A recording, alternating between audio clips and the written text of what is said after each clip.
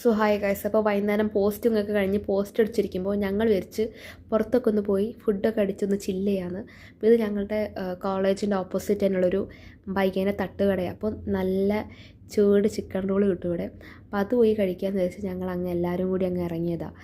അപ്പം ഇത് അവിടുത്തെ ഒരു ചെറിയൊരു പരദൂഷണ കമ്മിറ്റിയാണ്. അവിടെ എന്ത് ന്യൂസ് ഉണ്ടെങ്കിലും ഇവരോട് ചോദിച്ചാൽ മതി, നല്ല പക്കയായിട്ട് പറഞ്ഞുതരും. അങ്ങനത്തെ 2 ടീംസാണ്.